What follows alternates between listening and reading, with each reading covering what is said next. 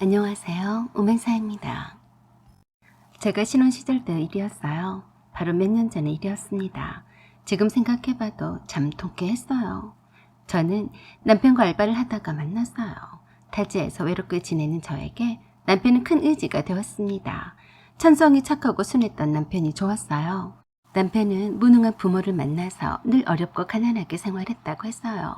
남편의 아버지는 가장의 책임감도 별로 없었고 그저 자기 용돈 정도나 벌면 만족해하는 그런 분이셨대요. 그런 탓에 남친 어머니가 늘 고생을 하면서 사셨어도 벌이는 늘 시원치 않아서 쪼달리는 삶을 살았다고 했습니다. 그래서 고등학교만 졸업을 하면 집을 떠나와서 무슨 일을 해서든지 돈을 벌어서 남들처럼 떵떵거리며 살게 노라고 다짐을 했다고 했어요. 남들 다 가는 대학에 합격은 했어도 감히 등록금 걱정에 입학을 포기했다고 하더라고요. 캐디의 고깃집 불판 닦는 알바에 건축 공사장 노가다를 하면서 꽤 많은 돈을 모으고 있었어요. 목표는 돈을 모으기 위해서 자기 몸에 땡전 한 푼도 쓰지 않고 알뜰하게 열심히 살면서도 목표가 뚜렷한 그 인생관에 대단하다고 생각했습니다. 저는 그때만 해도 부모님이 주신 용돈과 학비로 간호대학을 다녔어요. 그때 카페 알바를 할 때도 그저 친구들과 해외여행을 가고 좋은 명품백 하나 사볼까 하는 생각이었어요. 가난 탈출과 돈의 목적의식이 철저했던 남편이 제게는 정말 인상적이었습니다. 제 또래 중에는 그런 친구가 없었거든요. 그때부터 저도 남편의 영향을 받아서 돈을 아껴 쓰기 시작했어요. 재테크의 첫 번째 시작은 돈을 쓰지 않는 것부터 아껴 쓰는 것이라던 남편 때문에 저도 돈 모으는 재미가 붙기 시작했습니다. 비록 대학은 가지 않았지만 이 정도의 미래에 대한 확실한 목표가 있는 사람이라면 어중간히 직장 생활하며 물 흐르는 대로 사는 보통의 남자들보다는 낫겠다 싶었어요. 그래서 저는 남편과 결혼을 결심을 했고 경매를 운 좋게도 저렴하게 구입하게 된 방 2개짜리 빌라를 얻게 되었어요.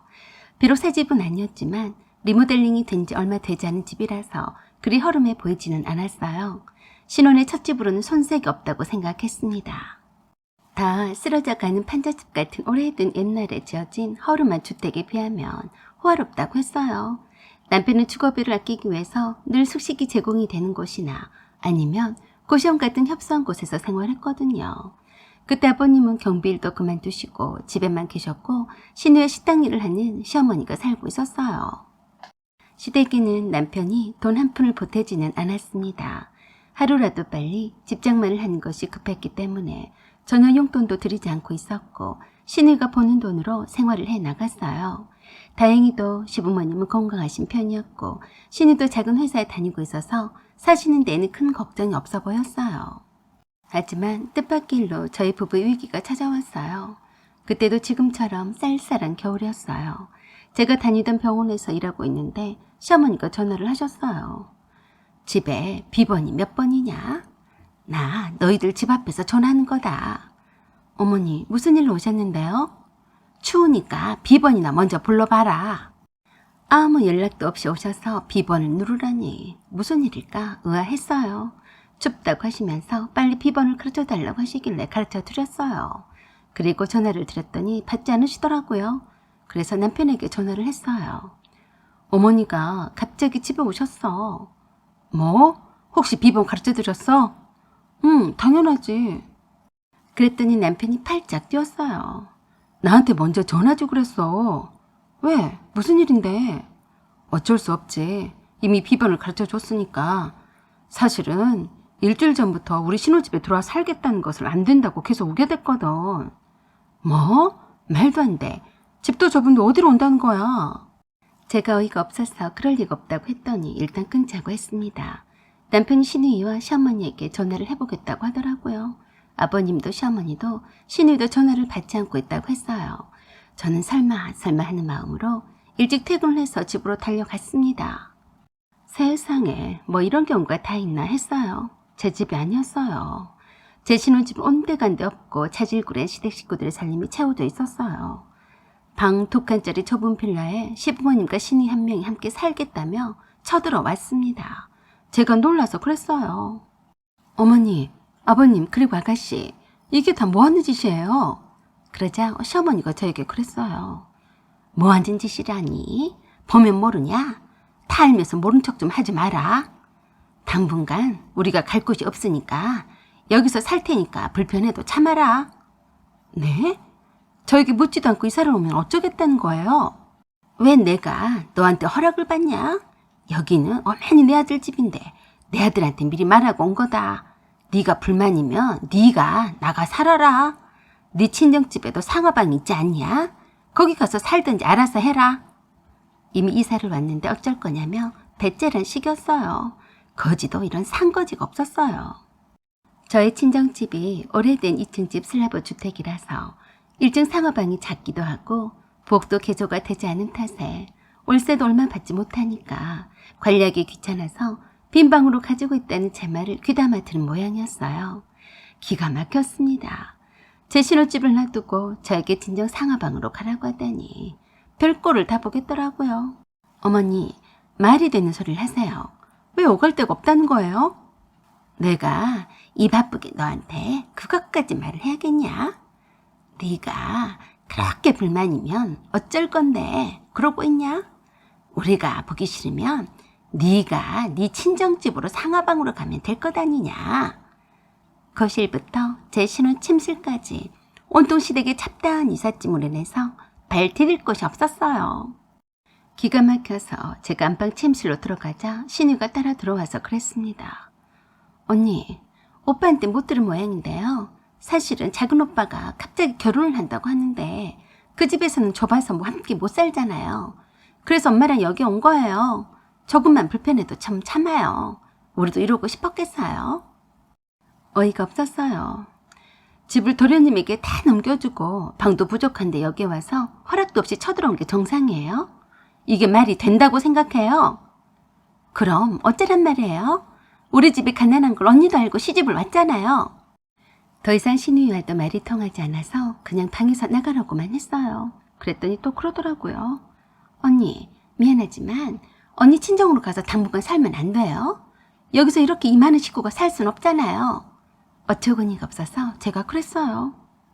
어머니께 말씀을 드리세요. 이왕 이렇게 된 거 제가 시댁에 들어갈 테니까 도련님도 여기 와서 살라고 하세요. 그랬더니 뜻밖의 좋아 죽더라고요. 정말이에요? 언니, 그러면야 엄마나 저나 언니 눈치도 안 보고 좋죠. 저도 어차피 여기서 살다가 시집가면 그만이니까. 작전 대성공이었다는 듯이 시댁 식구들은 좋아 죽고 못 살았어요. 정말 거짓대들이 따로 없다는 생각이 들었습니다. 이래서 가난해지면 추해지는 건가 싶었고 염치도 없어지고 이래서 무시받는 거구나 싶었어요. 저는 이런 것을 거울 삼아서 절대로 가난하게 살지 않겠다고 다짐했어요.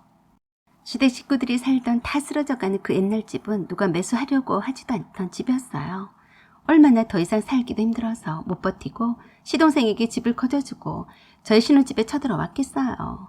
그런 집을 제 앞으로 명의로 변경해주는 조건으로 제 신혼집에 살라고 했더니 이게 웬 횡재냐며 좋아했어요. 제 신혼집은 경매로 구입했던 것보다 더 비싸게 차익을 남기고 팔았습니다. 그리고 시댁 식구들이 살 수 있도록 전세로 전환했어요. 저야 허름한 다 쓰러져가는 시댁 식구들이 살던 집이라도 제 명의로 넘기겠다는 말에 손해가 아니었으니까 그렇게 하기로 했습니다. 제가 다니는 회사 근처에 있는 원룸에서 다시 신혼집을 차렸어요. 그런 후 5년이 지났을 뿐이었는데 생각보다 대박 기회가 찾아왔습니다. 그 일대가 재개발이 되었던 겁니다. 기다리고 기다리던 보람이 있었어요. 저와 남편은 그래도 모른 척 입 다물고 있었는데 어디서 재개발 소식에 소문을 듣고 쫓아왔더라고요. 시댁 식구들이 총 출동을 해서 저와 남편이 살던 원룸으로 와서 그랬어요. 우리 집이 재개발로 건축 중이라던데 너네들 알고 있지? 그러자 남편이 그랬어요. 엄마, 우리 집이라고 하셨어요? 그래, 우리 집 말이다. 그게 왜 우리 집이에요? 그때 엄마가 이 사람 명의로 저희 신혼집과 교환 조건으로 이전해 주셨잖아요. 이 사람 명의죠. 매야? 그게 그거 아니냐? 30평대냐? 그럼 우리도 거기 함께 살자. 그러자 남편이 딱 잘라 말했습니다. 엄마, 이젠 그만하세요. 잘 사는 아들이 이혼을 당하는 꼴 보고 싶으세요? 뭐가 어쩌고 어째? 이혼? 웃기고 자빠졌네. 내가 5년 전에 네 신혼집에 들어왔어도 이혼을 안 했는데 이제 와서 무슨 이혼? 잔말 마라. 나도 새 아파트에 들어가서 살란다. 엄마, 지금 살고 있는 전셋집에서 쫓겨나서 길바닥에 나앉고 싶으세요? 지금 엄마가 살고 있는 전셋집 명의는 엄마 며느리 거예요. 말도 안 돼. 무슨 역 같은 소리냐? 엄마 며느리가 제 얼굴을 봐서 그냥 선심 쓰고 전세금을 안 빼고 있어요. 그것뿐인 줄 알아요? 엄마가 버리고 왔던 집도 며느리 명의예요. 엄마 며느리가 맘만 독하게 먹으면 하루아침에 집도 없이 내쫓긴단 말이에요. 그러자 아버님이 나서서 그러셨어요. 이런 호로 자식 있나? 네 혼자서 그 집을 꿀꺽 먹겠다고? 그러자 이번에는 도련님이 그랬어요. 형, 너무한 거 아니야? 지금 난 애기도 있고 그 집 전세금이 올라서 월세를 내고 있단 말이야. 더 이상 좁아서 그 집에서 못 살아. 집주인이 전세금을 올려달라고 하자 제가 입주해서 산 사람한테 받으라고 했었죠. 그건 네 사정이고 내 신혼집에 오지 말라고 했는데 쳐들어왔던 게 누군데 그래? 막무가내로 와서 우리를 처갓댁으로 내쫓을 계획들이었잖아.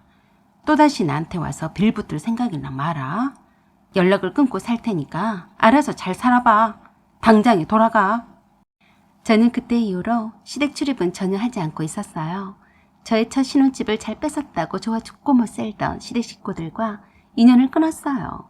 남편도 그런 조건으로 저와 이혼을 하지 않고 살기로 했었으니까요.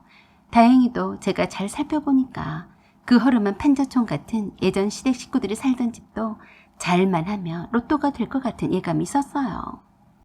무식하고 앞뒤 분간도 못하는 시댁 식구들이 아직까지 가난한 데는 이유가 있었어요. 남편도 스스로 잘 살아보려고도 하지 않고 그저 잘 사는 아들의 등에 빨대만 꽂으라는 시댁 식구들과는 거리를 뒀습니다. 남들은 장남이면서 매정하다고 하겠지만 전혀 서로에게 도움이 안 되는 인간들이니까요. 욕심은 많고 머리에 똥만 가득 찼던 시댁 식구들이 대박 기회를 스스로 버려놓고 저희 탓만을 할 게 뻔했습니다. 남편에게 들은 소리로는 시댁 식구들이 날마다 머리만 떼고 모여 앉아서 그때 저희 신혼집에 쳐들어갔던 것을 땅을 치고 후회를 한다고 했습니다. 그때만이라도 좋은 가격에 팔았다면 좋았을 것을 괜히 아들네 집에 염치 없이 쳐들어간 바람에 그 기회도 놓치고 그 좁아 터진 집구석에서 월세를 내고 산다고 말입니다. 돈이 없으면 인성이라도 바르면 다른 사람의 도움이라도 받을 텐데 참 가난의 최적의 조건을 다 갖췄더라고요. 사연은 여기까지입니다. 구독과 좋아요 부탁드려요. 감사합니다.